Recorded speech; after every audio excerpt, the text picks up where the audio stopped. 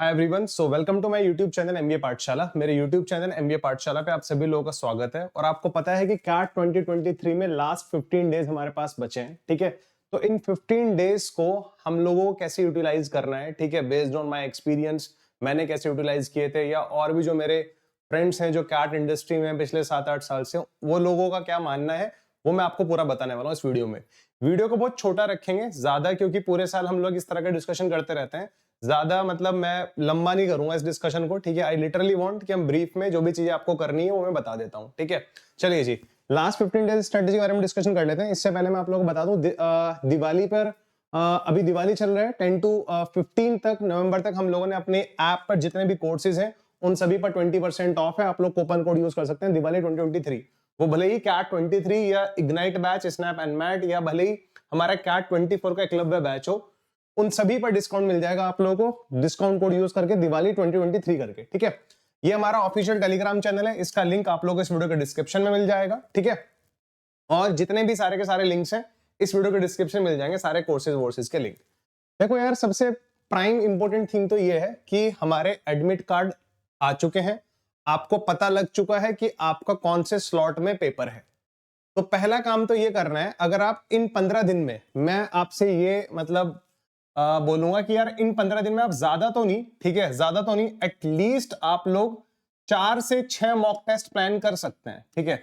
मतलब ये नंबर हो सकता है, अगर आपको लगता है आपने अब तक बहुत ज्यादा मॉक टेस्ट लगाए हैं, ठीक है, तो आप आने वाले 15 दिन में 4 मॉक टेस्ट प्लान कर लो, 5 मॉक टेस्ट प्लान कर लो, 6, मतलब इसके बीच में ही वेरी करेगा वो, ठीक है। ज्यादा मॉक टेस्ट मतलब हो सकता है कोई अगर ये प्लान कर रहा हो कि मैं डेली एक एक मॉक टेस्ट लगा दूंगा, उसका लिटरली कोई आउटपुट नहीं निकलेगा।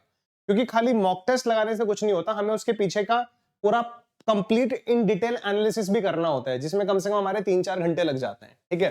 तो मेरे अकॉर्डिंग जो आइडियल नंबर है अभी वो 4 to 6 मॉक टेस्ट का है, ठीक है। यानी कि अब 11 से लेकर 25 नवंबर तक अगर आप मॉक टेस्ट लगा रहे हो। और एक चीज मैं आपको और बता दूं, मतलब 26 को पेपर है तो 24 और 25 में मॉक टेस्ट मत लगाना। ये 2 डेट्स फ्री रखना अगर आप लोग मॉक टेस्ट लगाना चाह रहे हो तो। आपका आखिरी मॉक टेस्ट 23 या 22 से पहले पहले खत्म हो जाना चाहिए।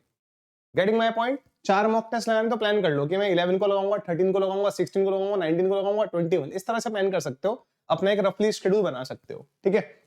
देखो, दूसरी बात, अभी मैंने जब दिवाली वाला बैनर दिखाया था आप लोगों को, दिवाली है, हम बचपन से लेके हर साल दिवाली मनाते आए हैं, ठीक है। एक साल अगर आप दिवाली से थोड़ा गायब हो जाओगे तो कुछ भी नहीं होने वाला है, सारी चीजें जिन हम दुनिया में ऐसे ही नॉर्मल रहेंगी, ठीक है। अभी हम उस लेवल तक पहुंचे नहीं है कि मैं इस साल दिवाली नहीं मनाऊंगा तो न्यूज़पेपर में खबरें छप जाएंगी, ऐसा कुछ नहीं होने वाला। तो आप बिल्कुल गायब रहना, ठीक है। जो पूजा वूजा होती है उसके लिए 1-1.5 घंटा निकाल सकते हो, बाकी मुझे नहीं लगता कि आपको किसी भी इतने से काम में भी कहीं अपना इन्वॉल्वमेंट दिखाने की जरूरत है। उससे अच्छा हम जो पूरे साल जब कॉन्सेप्ट वीडियोस देखते थे, लेक्चर्स देखने जाते थे, ठीक है, तो वहां पर हमने एक अपने नोट्स बनाए थे। आई थिंक ये एक परफेक्ट टाइम है, अगर आपको लगता है कि आपके नोट्स में इतनी काम की चीजें लिखी हुई हैं तो आप उनको रिपीट कर रिवाइज कर सकते हो। अगर आपने आज से पहले कितने भी सेक्शनल टेस्ट लगाए हैं, कितने भी फुल लेंथ मॉक टेस्ट लगाए हैं, कुछ भी किया है, तो उनके क्वेश्चंस आपको आने चाहिए। फॉर एग्जांपल, मान लो आपने क्वांट में अब तक 10 मॉक, आपने टोटल 10 मॉक टेस्ट लगाए हैं, ठीक है। हर हर कितना आता है फुल लेंथ मॉक टेस्ट में? 22 क्वेश्चंस आते हैं, ठीक है। तो टोटल 220 क्वेश्चंस बने क्वांट के। ये इन 220 क्वेश्चंस को एक बार और रिपीट कर लो, एक बार और रिपीट कर लो उन 220 क्वेश्चंस को क्वांट के। जो मॉक टेस्ट के क्वेश्चंस होते हैं लिटरली हमें सबसे ज्यादा दुख दर्द परेशानी वही देते हैं, ठीक है। तो उनको एक बार रिपीट कर लो। दूसरी बात, मतलब मैं ज्यादा तो नहीं बोलूंगा, ठीक है, मुझे ऐसा लगता है कैट 19, 20, 21, 22 पिछले 4 साल अगर पॉसिबल हो तो 17 और 18 को भी इन्वॉल्व कर लो इसमें, ठीक है। पिछले 6 साल के पेपर्स को एक बार देख लो। अगर देखो, हम लोग बचपन मतलब प्रिपरेशन के स्टार्टिंग से ही बोलना शुरू कर देते हैं, कैट पीवाईक्यूज को देख के जाओ, देख के जाओ, देख के जाओ। मुझे पूरी उम्मीद है आपसे आते भी होंगे, बट कहीं ना कहीं इन 6 साल के पेपर में, ज्यादा तो नहीं बोल रहा, 40-50 क्वांट के क्वेश्चंस ऐसे होंगे जिनको वो जो लिटरली देखने लायक क्वेश्चंस हैं, जिनसे लिटरली पूरा कॉन्सेप्ट भी हमारा रिपीट हो जाता है। आपको लगता है कि नहीं यार, मुझे सीरीज की कुछ स्पेशल सीरीज हमने क्लास में पढ़ी थी, मुझे वो रिवाइज करने की जरूरत है तो कर लो। मुझे लॉगरिथम के प्रॉपर्टीज रिवाइज करने की जरूरत है तो कर लो। कब करोगे? अब नहीं करोगे तो खुद लॉजिक लगाओ ना।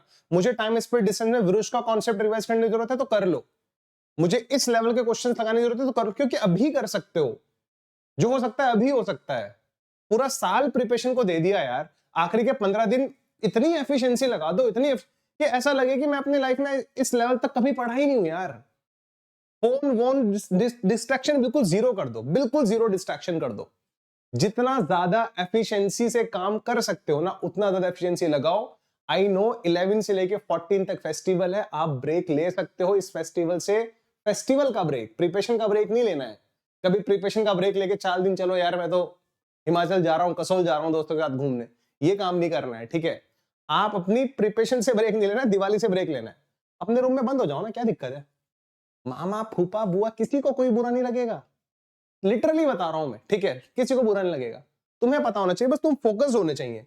अपने रूम में भी बैठे हो, फैमिली से भी दूर हो, फिर भी नहीं पढ़ रहे, तो वो तो फिर कोई फायदा नहीं उस चीज को करने का, ठीक है।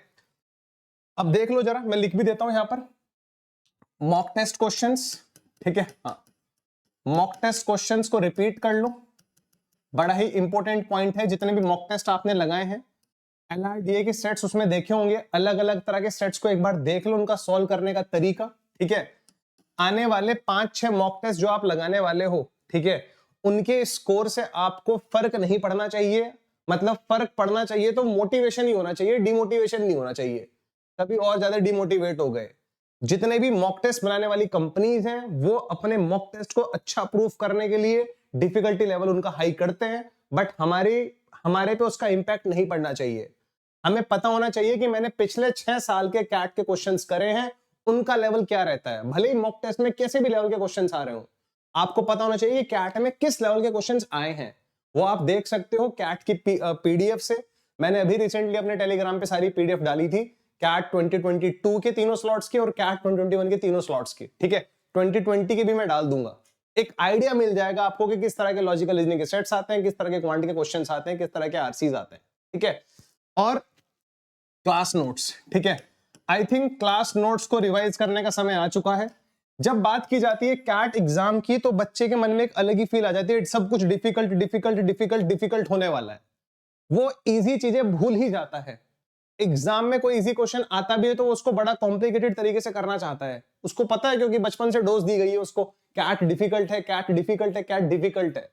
मुझे ऐसा लगता है कि out of 22 questions there will be 4 to 5 question जो बड़े इजी होंगे। तो वो इतने इजी होंगे कि उनका आंसर 60 सेकंड से भी कम टाइम में आ जाएगा, तो उनमें ज्यादा टाइम नहीं लगना चाहिए। इसीलिए मैं कह रहा हूं क्लास नोट्स को रिवाइज कर लेना, क्योंकि यहां पर आपको पूरा एक पैटर्न समझ में आता है। जब आपको कोई भी टीचर पढ़ाता है ना, वो बेसिक से लेकर धीरे धीरे धीरे धीरे आगे बढ़ता है।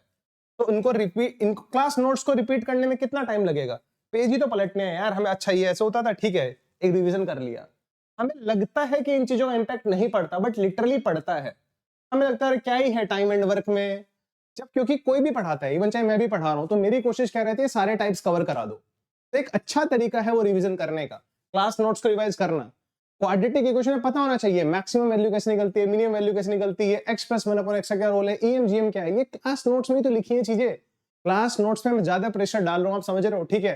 क्योंकि पूरे साल पढ़ते पढ़ते पढ़ते पढ़ते क्लास नोट्स बनाए, अब टाइम है उनको रिवाइज करने का, तो कर लेना। 4-6 से मॉक टेस्ट ज्यादा मत लगाना, ठीक है। आइडियल नंबर है 4 मॉक टेस्ट लगाने चाहिए, सबको लगाने चाहिए, भले ही आपने कितने लगा लियो। 6 से ज्यादा मॉक टेस्ट का मुझे सेंस लगता नहीं है, ठीक है। और मतलब बैक टू बैक नहीं लगाने, ठीक है। एनालिसिस भी करना है। आज मॉक टेस्ट लगाया, आज एनालिसिस किया, अपनी कमियों को देखा, अगले दिन वो कमियां पूरी करी, फिर अगला मॉक टेस्ट लगाया, फिर एनालिसिस किया। जिस दिन मॉक टेस्ट लगा रहे हो, एनालिसिस उसके बाद ही लगाया करो तुरंत, ठीक है। जैसे आपने 2 से 4 के बीच में मॉक टेस्ट लगाया, 1 घंटे का ब्रेक ले लो 4 से 5 का, फिर 5 से 8 बैठ के उसका एनालिसिस करो शांति से, बिल्कुल शांति से, ठीक है।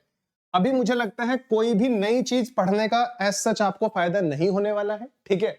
कोई भी नई चीज पढ़ने का मेरा सजेशन तो ये है कि आप एक हफ्ते पहले कोई क्लासेस भी देखनी बंद कर देना। यानी कि 26 को संडे है, उससे पहले वाला संडे हमारा 19 में आएगा, ठीक है। क्लासेस देखनी बंद कर देना बिल्कुल, मतलब मुझे नहीं लगता उसका कोई आउटपुट निकलता है, ठीक है। आपने जो ऑलरेडी पढ़ा हुआ है, उस पढ़े हुए के बेसिस पे भी आप बहुत अच्छा स्कोर कर सकते हो, तो आपको उस पर विश्वास होना चाहिए, ठीक है। नई चीज पढ़ोगे, सामने से कोई भी नई चीज भी पढ़ने बैठोगे, मान लो मैंने आप तक वो नहीं पढ़ा, मान लो प्रोबेबिलिटी नहीं पढ़ा, मैं प्रोबेबिलिटी पढ़ने बैठ गया, बट प्रोबेबिलिटी पढ़ते पढ़ते याद आ रहा है, अबे यार अलजेब्रा का वाला कॉन्सेप्ट रिपीट कर लेता, अरे यार ये कर लेता, ये कर लेता, ये कर लेता, ये कर लेता, वो कर लेता। तो नई चीज पढ़ने से पुरानी चीज में भी होच पोच हो रहा है। तो जो पढ़ा हुआ है उस पर भरोसा रखो, अपनी प्रिपरेशन पे तुम्हें फेथ है ना, तो बस फिर कोई दिक्कत नहीं है। तुम्हें लगता है, तुमने लिटरली स्ट्रगल किया है, तुमने हार्ड वर्क किया है, तो तुम्हें इतना भी भरोसा होना चाहिए कि सिलेक्शन तुम्हारा ही होगा और किसी का नहीं होगा। तुमने अगर मजाक में प्रिपरेशन करी है तो आई थिंक फिर तुम्हारी कोई एक्सपेक्टेशन भी नहीं होनी चाहिए। आप वो दिन याद रखो जब आप फॉर्म भर रहे थे, जब आप अपना पेमेंट कर रहे थे, आपको पता था कि मैं कैट का फॉर्म भर रहा हूं, बाकी सारे फॉर्म्स बैकअप थे, तो अभी उनको बैकअप ही रहने दो। कैट हमारा मेन एग्जाम था, तो पूरा फोकस कैट पे रखो, पूरा फोकस कैट पे रखो, इधर डिस्ट्रैक्ट नहीं होना। बाकी बैकअप है ना, तो बैकअप को बाद में देखेंगे ना, बैकअप को पहले थोड़ा ही लाऊंगा यार मैं, 26 के बाद देखेंगे कौन से एग्जाम बैकअप में थे। बट मेरा मेन फोकस कैट था, तो मुझे कैट में अपना 100% देना है। इतना सा भी डिमोटिवेशन नहीं आना चाहिए। तुम्हें लगता है मेरा किसी फ्रेंड से बात करके तुम डिमोटिवेट हो रहे हो, तो बात करनी छोड़ दो उससे। वो तुम्हें डिमोटिवेट करता है, ऐसा करता है, तुम्हें लग रहा है कि फला फला चीजें देख के मैं डिमोटिवेट हो रहा हूं, यहां से ये चीजें बिल्कुल हटा दो उनको। आपको अपनी प्रिपरेशन में फेथ होना चाहिए। मुझे ऐसा लगता है कि जो पढ़े, जिसने लिटरली प्रिपरेशन करी है, उसने 8-10 मॉक टेस्ट भी अब तक लगाए होंगे, 4-5 मॉक टेस्ट और लगा लेगा। मतलब एक आइडियल नंबर वो 18 से 20 वाले मॉक टेस्ट वाले जोन में होगा। तो इन सारे मॉक टेस्ट को रिपीट कर लो। कैट के अगर कोई प्रीवियस पेपर्स नहीं देखे उनको देख लो, कैसे किस तरह क्वेश्चंस आते हैं। मैंने क्वांट की प्लेलिस्ट डाल दूंगा मैं इसमें, ठीक है। और पूरा फोकस होके यार, ठीक है, मतलब डिस्ट्रैक्शन इतना सा नहीं होना चाहिए। Don't waste your too much time on YouTube, ठीक है। यूट्यूब पे ज्यादा टाइम वेस्ट मत करो, ठीक है। जिसको आपको लगता है कि हाँ यार यहां से काम की चीज मिलेगी वही देखना है, बाकी हर जगह टाइम वेस्ट करने की जरूरत नहीं है। ये मेरे एंड से था यार। बाकी तो मुझे लगता है कि आप लोग खुद समझदार हो, आपको खुद पता है। ऐसा नहीं है कि आपने बचपन से लेकर अब तक कोई एग्जाम नहीं लिखे, आपको सब पता है। थोड़ा सा अपना शेड्यूल थोड़ा लाइट रखो, ठीक है। ऑफिस जा, मतलब इस चीज का ना, मतलब वो भी ना हो कि हम इसको प्रेशर में लेके बाकी अपने काम बिगाड़ लें, ठीक है। अपना आने जाने का पूरा रूटीन देख लेना। बस एक कोशिश करो कि आप मॉक टेस्ट उसी टाइम पे लगाओ जिस टाइम पे आपका स्लॉट है, ठीक है। शाम वाला स्लॉट है तो शाम वाले स्लॉट में लगाने शुरू कर दो आने वाले 4-5 मॉक टेस्ट। ये बात ध्यान रखना, इसका इंपैक्ट बढ़ता है। हमारा माइंड है ना उसी डायरेक्शन में उसी टाइम पे काम करना शुरू कर देगा, इसका इंपैक्ट पड़ेगा, ठीक है। क्योंकि होता क्या है, मान लो किसी का पहला स्लॉट आ गया, अब उसको सुबह 11 बजे उठने की आदत थी, ठीक है।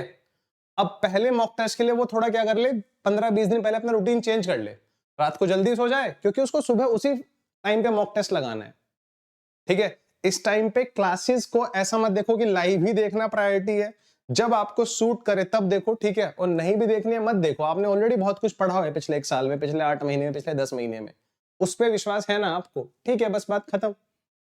चलो ठीक है, इतनी सी बात थी यार। और बाकी कुछ और होगा तो मैं डेफिनेटली लाइव आऊंगा। वंस अगेन हैप्पी दीपावली, ठीक है। एंड दिवाली इस बार गेट, अपने रूम का गेट बंद करके ही सेलिब्रेट करनी है। दिवाली वाले दिन में एक फुल लेंथ तो लगाऊंगा ही लगाऊंगा, एक क्वांट एलईडी का सेक्शनल भी लगाऊंगा। ऐसे दिवाली मनाऊंगा इस बार, ठीक है। चले guys, bye bye, take care, bye guys.